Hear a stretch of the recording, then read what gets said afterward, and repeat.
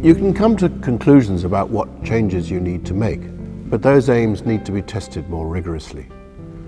That's not to say that parishes do not already engage with the community in many ways, but it is perhaps worth focusing on one statistic. In 1980, 1/3 of infants were baptised into the Church of England.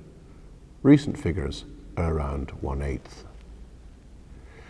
In general, the parish church today is often not at the centre of our communities. Of course, this varies a lot according from one parish to another, but it is worth exploring how using the mission of your parish church as a foundation for your building project can help to define the goals and your project brief. As you engage the community, it may well be that the mission you thought you had gets modified because of needs or priorities that you hadn't thought of. Many churches will wish to develop a building that engages more effectively with their local community. To do this effectively, and in order to demonstrate to funders the needs of your community, you'll need to do a variety of things at an early stage. One of the things that we did as part of the development phase was to do a random survey of the local population, and that came forward, as Nico has said, that there is actually a lot of support within the area for the church that we can tap into. And a lot of people, one of the questions we asked was, are you prepared to help in any way with the church? And we have people now waiting in the wings who are prepared to come in, who have nothing to do with the church, but just want to help. And that's encouraging to see. There's a huge amount of good going on here, but it was all a bit diffuse. We didn't really feel like we were all kind of working in the same way and heading in the same direction. So in the first 4 to 6 months, I spoke to, I think it was about 90 people for about 45 minutes at a time. And I asked them 2 questions at the end of each conversation. I asked them, as I start my time as vicar here, what is the one thing that you want to tell me? Fascinating responses to that in terms of internal politics and people wishing me well. And I also said, what's this church for? And again, got a huge range of responses from that question. What is the purpose of this church? I took all those answers away and I wrote up a vision statement for the church, which is a paragraph long, and it talks about the importance of the heritage, the importance of community, the importance of partnership working, the importance of environmental impact, and the importance of impact on people's lives, transforming lives for the sake of Christ, for the sake of the church. So obviously there are different bits of the community always, and there are perhaps people who are interested in history, and there are people who are interested in their life with Christ, and there are people who are interested in their lives more generally. What are the different bits that you've got around you here at St John's? Well, I'm finding that actually this church represents very many things to different people. So the people who walk past it every day, it's just a fixed point on their journey. For times of crisis and national events, it's a place that people go and pay their respects, celebrate, pay remembrance. For the kids across the road in our school, it's a place where they come for assemblies, for their church service, for fun and games. And for the congregation on a Sunday particularly, it's a place for prayer, healing, to be taught. And for those who don't necessarily live in this area, St John's has a history attached to it and its place in the liturgical life of this city, which is really important to people.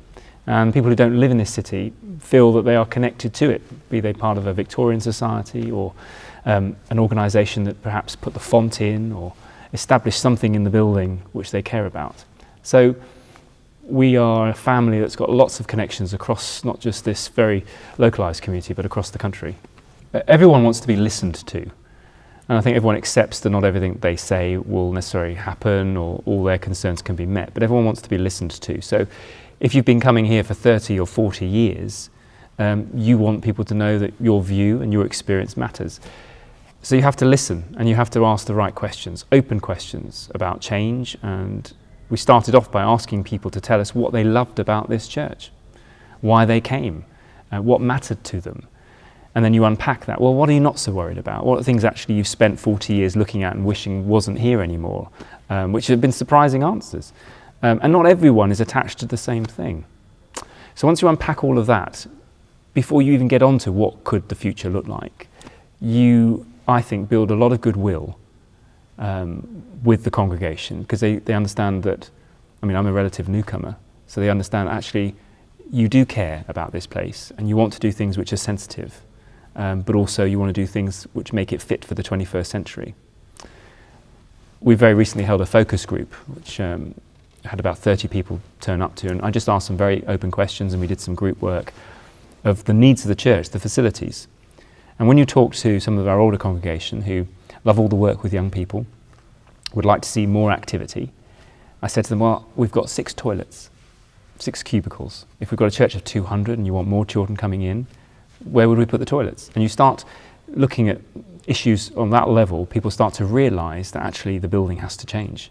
And some of the areas that they would like to hold on to might not necessarily be viable anymore. It's when you talk at that level, people start to see that change is necessary. If you just hit them with a big vision, people may not get that straight away. So sometimes it's worth just working very small, low level, and you're just talking about a toilet or a kitchen or a porch, an entrance. If people care about the welcome, so everyone who comes to church, comes into the church on a Sunday, is welcomed. You ask them, how do you feel? Do you feel welcomed? If you've never been here before, is it consistent with the same people welcoming you? Is the quality of the hello the same, or the coffee the same, or do you like having coffee here or tea here, or would you like it after? Or, asking those questions, suddenly people start to think, well, if we did it this way, this might encourage more people to come, or the door was open on a Sunday rather than it was shut. If it was a glass door rather than a solid wooden oak door, people might be able to look in, feel less intimidated. So unpacking things really slowly with the congregation over time builds up some momentum that change is coming. It's going to be sensitive, and we're all going to be involved in that process. On church care, there is a section on producing a church development plan, which goes into greater detail about some steps to take. You can use some of the freely available sources of information about your parish and area. And here are some ideas. As well as all the information you can find out online, ask the congregation to carry out a door-to-door community survey. You can get a questionnaire template in Word format from the Parish Resources website.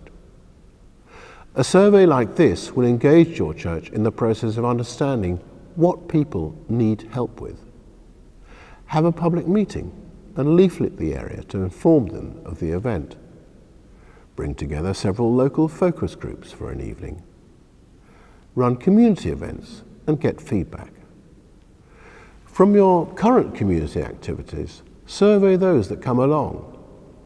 Are there any schools in your area? What links, formal or informal, do you have with them?